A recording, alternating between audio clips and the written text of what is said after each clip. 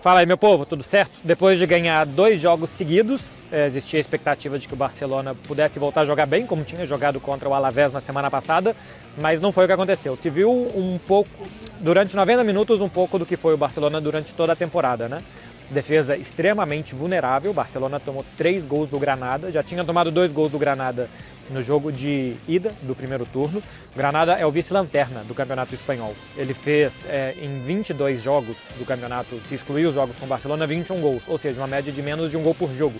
E contra o Barcelona ele fez 5 gols, uma média de 2,5 gols por jogo. Então, olha como se joga um campeonato diferente contra o Barcelona, como é fácil fazer gol no Barcelona. É a 7ª pior defesa do campeonato, a do Barcelona. Lembrando que ganhou a Liga passada como a melhor defesa da competição.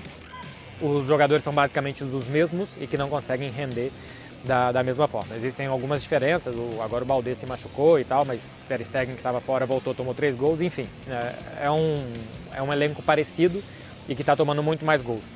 Saiu na frente o Barcelona, o que poderia dar mais tranquilidade, mas saiu na frente logo no início com o gol do Lamine Yamal, que marcou pela primeira vez aqui dentro de casa. Os gols do Lamine Yamal ainda não tinham sido diante da torcida do Barcelona.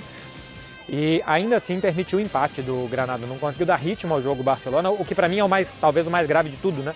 Não ter conseguido dar ritmo depois de estar ganhando e que o jogo fosse para onde ele, Barcelona, queria. Empata o Granada no final do primeiro tempo, vira o Granada num erro defensivo da equipe na segunda etapa. O lado do Cancelo é sempre muito vulnerável, o Cancelo marca muito mal. Hoje o Barcelona ainda jogou com uma defesa inédita de Nigo Martínez e Pau Cubarsí, os dois foram bastante mal também. É basicamente a 4ª e a 5ª opção para a zaga, né? Porque se for ver, o primeiro zagueiro do Barcelona é o Ronald Araújo, depois é o Christensen, depois é o Koundé e depois é Nigo Martínez e Pau Cubarsí. Jogou os últimos da fila e deu no que deu, não foi nada bem. E aí depois disso o Barcelona vai de uma maneira muito desesperada, desorientada e sem muita coerência buscar os gols. Tem um gol do Lewandowski, 2-2, depois consegue se adiantar de novo o Granada 3-2 e mais um gol do Lamine Yamal para fechar a conta, empate 3-3. De positivo, a volta do Ter Stegen, ficou 3 meses fora, a volta do Rafinha, estava machucado desde o jogo contra o Osasuna há um mês, pela Supercopa da Espanha, voltou o Rafinha e jogou o segundo tempo, jogou como lateral esquerdo o Rafinha, saiu o Cancelo, basicamente não tinha função defensiva, embora voltasse muito para ajudar, para entrar quase como um ponta esquerda. Então a volta desses 2 jogadores, as boas notícias.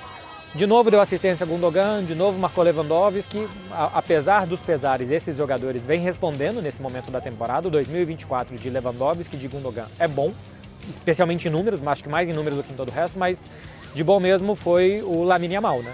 Garoto de 16 anos. Para vocês terem ideia, na Copa de 2030, que será disputada aqui na Espanha, em Portugal, também em Marrocos, na Copa de 2030, esse garoto vai ter 23 anos. Para vocês terem ideia do tanto que ele é jovem. Ele completou 16 anos quando a temporada estava para começar. Ele estreou no time do Barcelona profissional com 15 anos de idade ainda.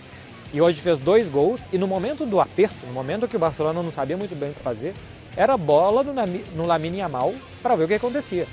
E ele ainda quase conseguiu dar uma assistência para o Marc Guiu, ele ainda conseguiu criar muitas boas jogadas, ele virou a grande referência, o time jogava em torno de um garoto de 16 anos, o que diz muito sobre esse Barcelona, né?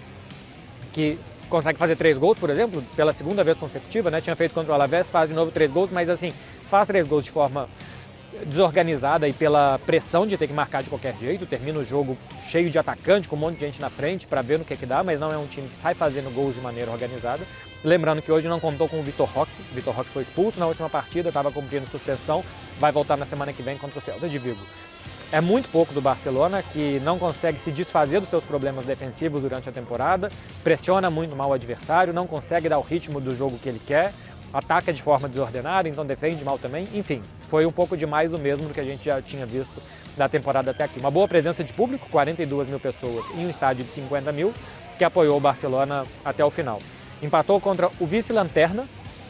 O Granada fora de casa nesse campeonato só fez 2 pontos, contra o Almeria, que é o último colocado, e contra o Barcelona.